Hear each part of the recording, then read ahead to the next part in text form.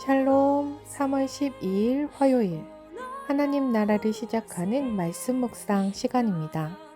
오늘 무신 공동체에게 주시는 하나님의 말씀은 마가복음 10장 46절에서 52절까지의 말씀인데요. 장년누리의 강미수 권사님께서 말씀을 봉독해 주시겠습니다. 하나님 말씀에 귀 기울이시기 바랍니다. 그들이 여리고에 이르렀더니 예수께서 제자들과 허다한 무리와 함께 여리고에서 나가실 때에 디메오의 아들인 맹인거지 바디메오가 길가에 앉았다가 나사렛 예수시란 말을 듣고 소리질러 이르되 다윗의 자손 예수여 나를 불쌍히 여기소서 하거늘 많은 사람이 꾸짖어 잠잠하라 하되 그가 더욱 크게 소리질러 이르되 다윗의 자손이여 나를 불쌍히 여기소서 하는지라 예수께서 머물러 서서 그를 부르라 하시니 그들이 그 맹인을 부르며 이르되 안심하고 일어나라 그가 너를 부르신다 하매 맹인이 겉옷을 내버리고 뛰어 일어나 예수께 나아오거늘 예수께서 말씀하여 이르시되 내게 무엇을 하여 주기를 원하느냐 맹인이 이르되 선생님이여 보기를 원하나이다 예수께서 이르시되 가라 내 믿음이 너를 구원하였느니라 하시니 그가 곧 보게 되어 예수를 길에서 따르니라. 오늘 본문의 배경인 여리고성은 예루살렘 북동쪽으로 약 30km 떨어진 저지대에 위치한 도시였습니다. 여리고성은 해수면보다 250m가량 낮았기 때문에 해발 760m가량의 고지대에 위치한 예루살렘 성읍까지는 계속 오르막길이었다고 합니다. 가파르고 길 옆에는 암석들이 많고 인적이 드문 길이라 강도가 자주 출현하기도 했습니다. 그런데 지금은 6월절이 가까워 예루살렘으로 향하는 순례객들로 북적거렸을 것입니다. 여리고성 성문 밖에서 길목에 앉아 사람들에게 구걸하며 자비를 구하던 시각장애를 가진 디메오의 아들 바디메오는 그 길을 나사렛 예수가 지나가신다 하는 말을 듣게 됩니다. 그동안 성문에 앉아있던 바디메오는 여리고성을 지나다니는 사람들이 이야기하는 온갖 소식과 정보, 풍문을 들었을 것입니다. 그 중에서도 나사렛 출신의 선지자인 예수가 놀라운 능력으로 병자들을 낫게 해준다는 소문은 바디메오로 하여금 희망을 갖게 했을 것입니다. 그동안 들었던 그 사람, 그 나사렛 예수가 자기가 앉아있는 길을 지나간다는 이야기에 바디메오는 모든 걸 제쳐두고 소리 지르기 시작했습니다. 다윗의 자손 예수여 나를 불쌍히 여기소서. 젖먹던 힘까지 목청껏 소리 질렀을 것입니다. 예수님의 뒤를 따르던 많은 사람들은 고래고래 소리 지르는 바디메오를 조용히 시키려 했습니다. 그들이 보기에 바디메오는 장애인, 가치가 없는 사람 중에 하나였기 때문입니다. 그러나 바디메오는 더 크게 소리쳤습니다. 나면서부터 보지 못했던 자신이 다시 볼 수 있는 유일한 기회라고 생각했기 때문입니다. 구걸만으로 살아가야 했던 그가 바뀔 수 있는 유일한 희망이라고 생각했기 때문입니다. 다윗의 자손이여 나를 불쌍히 여기소서 자비를 베풀어 주소서. 여기에서 바디메오는 예수님을 다윗의 자손이라 부르고 있습니다. 이것은 바디메오가 예수님을 구약에서 예언되었던 메시아로 인식하고 있었다는 것을 알려줍니다. 예수님의 기적을 보고 들은 수많은 사람들이 아직도 예수님을 의심하고 있었지만 보지 못했던 시각장애인은 예수님의 정체성을 바로 알고 있었던 것입니다. 예수님은 그러한 바디메오를 부르셨고 예수님의 부르심에 바디메오는 자신의 겉옷을 버리고 뛰어 일어납니다.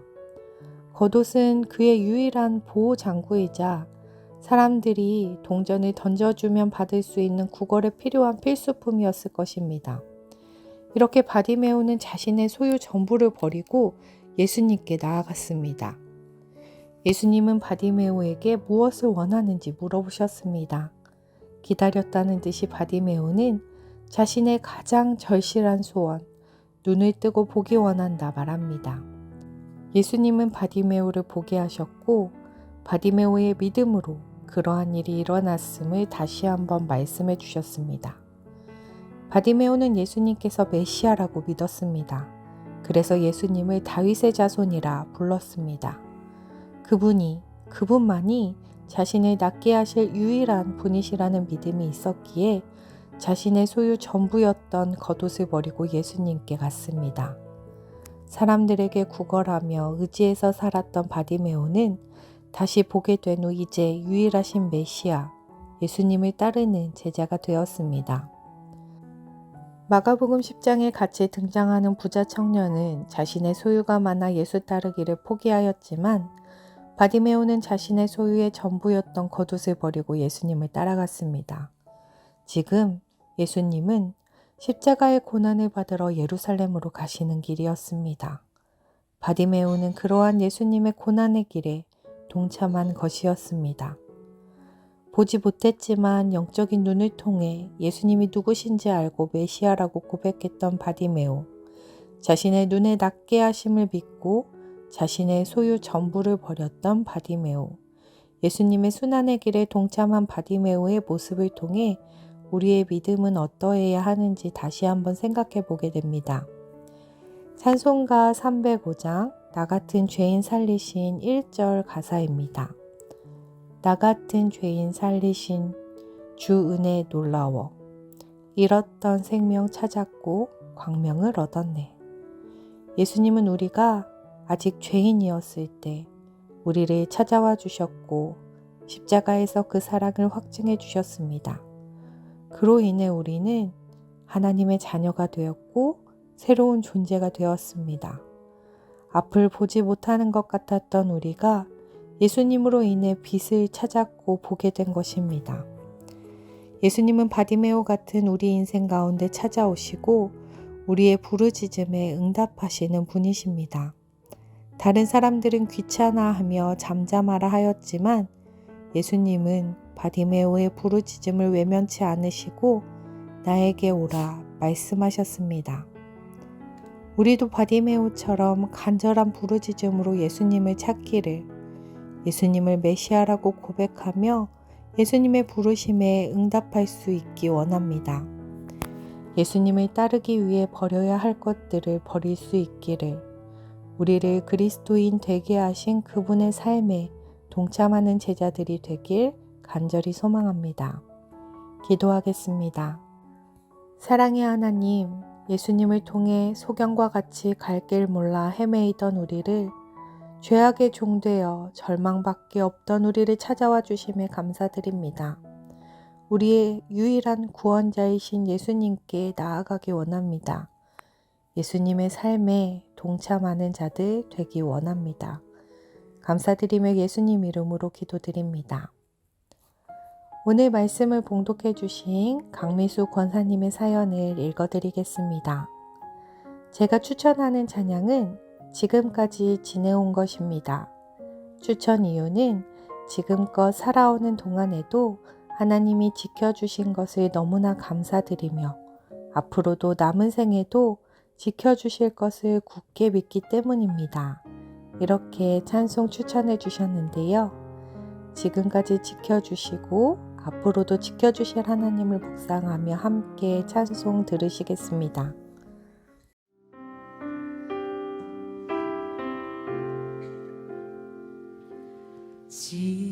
지금까지 지내온 것 주의 크신 은혜라,